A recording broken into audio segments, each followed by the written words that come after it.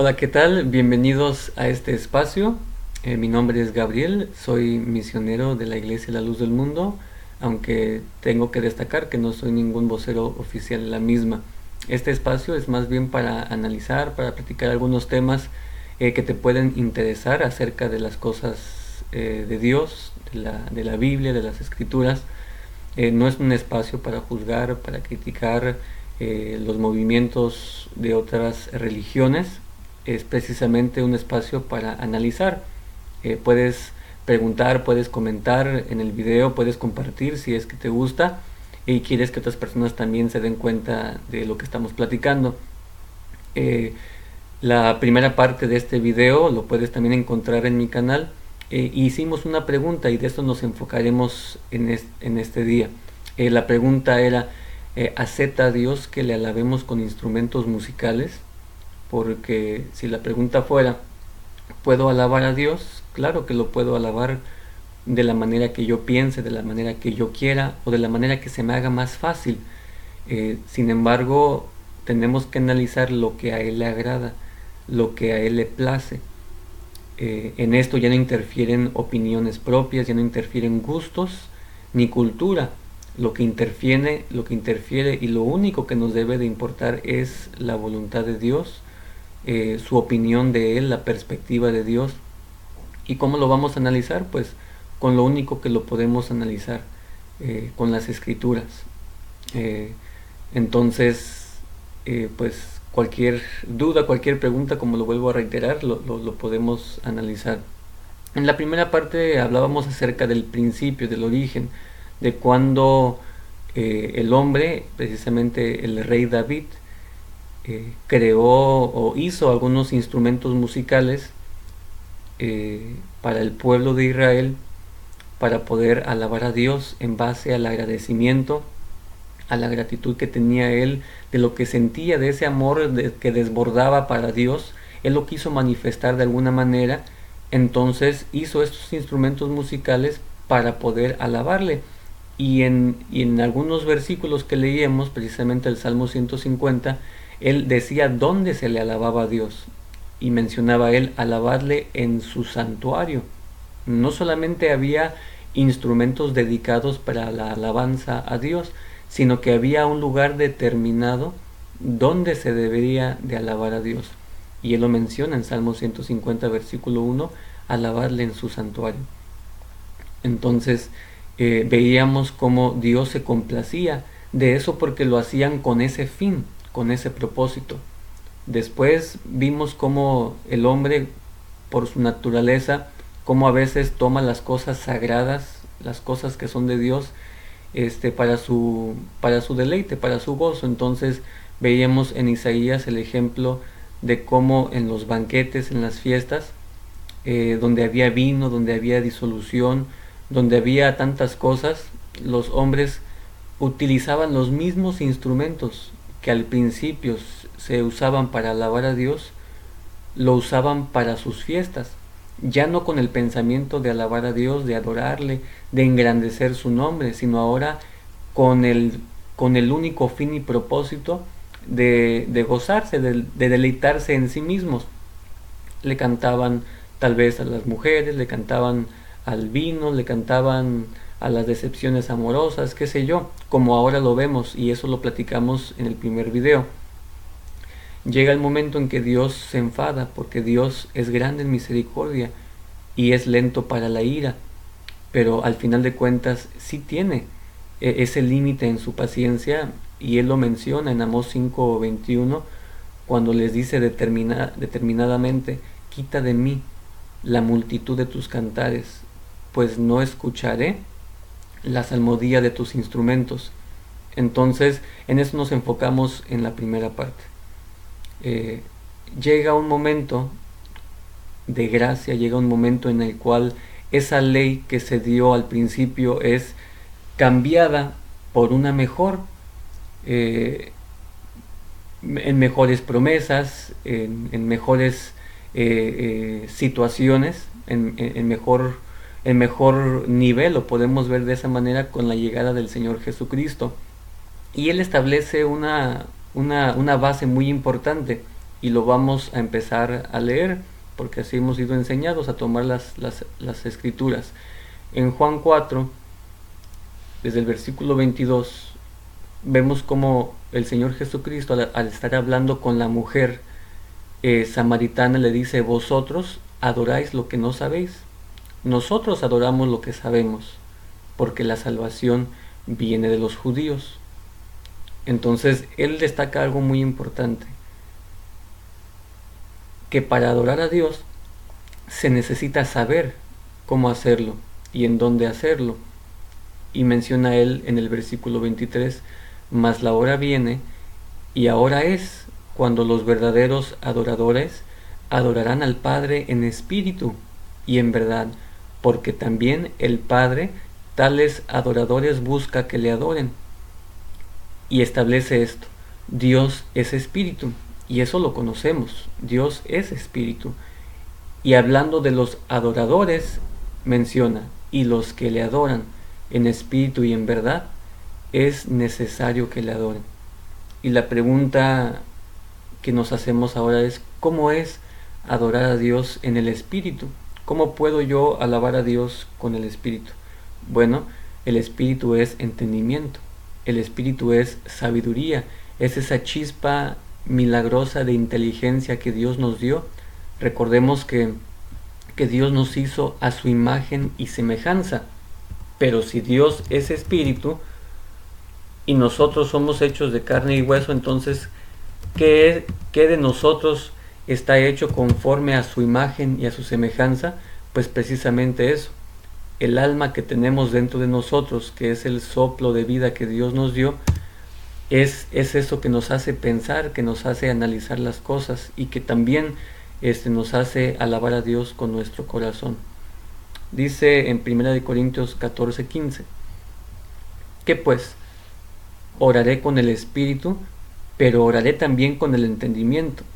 Cantaré con el espíritu, pero cantaré también con el entendimiento.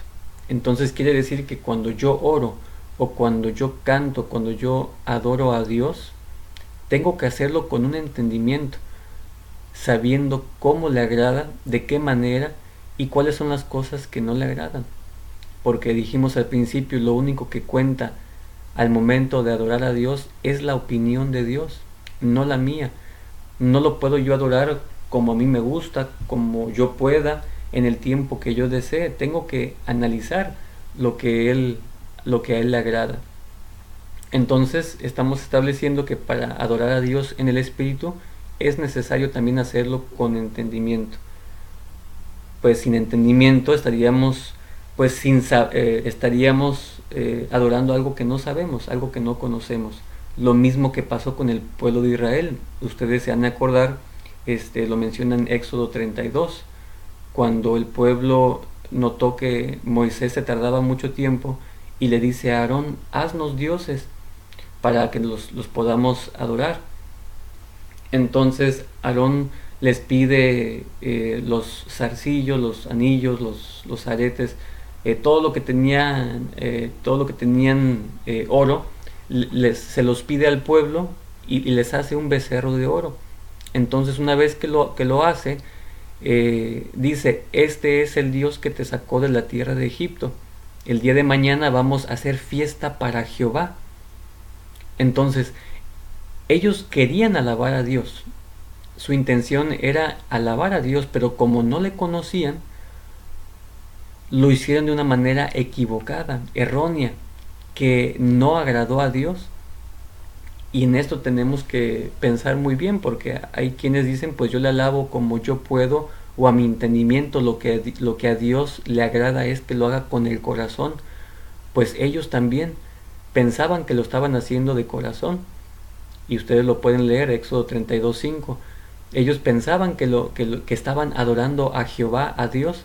Sin embargo, Dios se enojó, a Dios no le agradó ese tipo de adoración, porque no era algo que Él quería. Lo mismo pasó con la gente de Atenas, cuando el apóstol Pablo, ¿verdad?, en Hechos 17, llegaba a esa ciudad y veía que era una ciudad pues muy religiosa, y él les hace ese comentario: y les dice: en todo observo que sois muy religiosos, porque pasando y mirando vuestros santuarios, hallé también un altar en el cual estaba esta inscripción: al Dios no conocido, al que vosotros adoráis, pues sin conocerle es a quien yo os anuncio. Estaban otra vez adorando a Dios, que no es malo, lo estaban buscando de una manera tal vez muy sincera. Sin embargo, como no le conocían, no sabían cómo adorarle. Y por eso el apóstol Pablo, quien conocía a Dios, precisamente les hace esa observación y les dice: yo os anuncio a ese Dios que ustedes adoran sin conocerle. ¿Y para qué, o de qué, cuál era la razón por la cual él les quería anunciar a ese Dios? Pues era necesario que entendieran cómo adorar a Dios. Bien, resumimos: antes la adoración a Dios era material, o el servicio a Dios era material a través de sacrificios, sacrificaban animales, Dios así lo permitía, Dios así se agradaba de ello. Las promesas también eran materiales, les prometió una tierra que fluía leche y miel.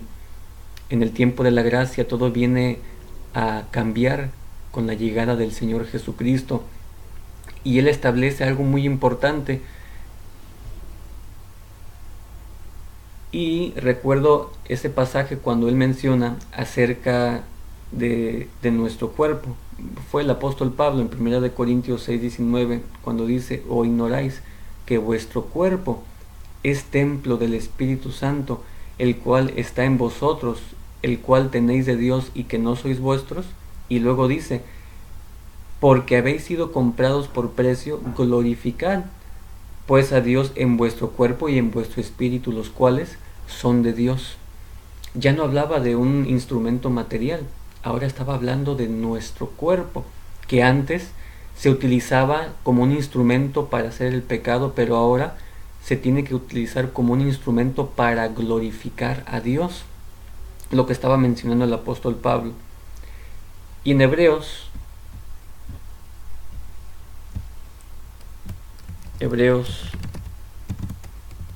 en el capítulo 13, en el versículo 15, habla precisamente de lo que es el alabar a Dios. ¿Cuál es ese sacrificio que a Dios ahora le agrada?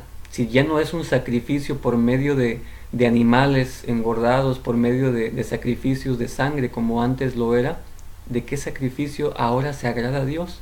Y dice Hebreos 13:15: así que ofrezcamos siempre a Dios, no cada 8 días, no cada cierto tiempo, siempre, por medio de Él, en otras palabras, por medio de Jesucristo, sacrificio de alabanza, es decir, y hace la aclaración, fruto de labios que confiesen su nombre.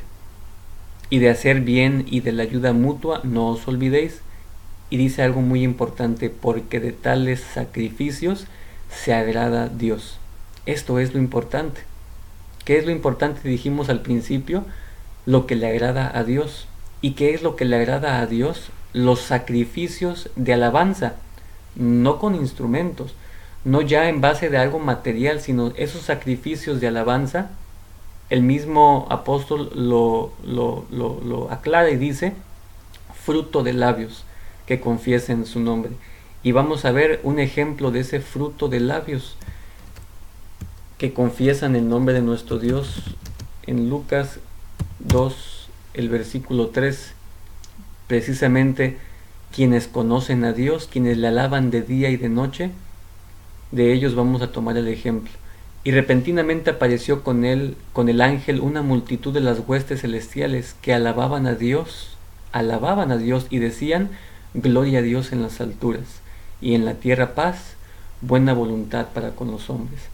Este es el ejemplo de cómo alababan a Dios, cómo alaban a Dios en los cielos, y cómo necesitamos nosotros alabar a Dios en estos tiempos. Los ángeles, seres espirituales, alaban a Dios con espíritu, y de esa manera alabaron a Dios en espíritu y en verdad. Pues espero que esto les haya servido.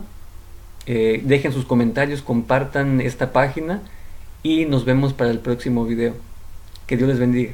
Hasta luego.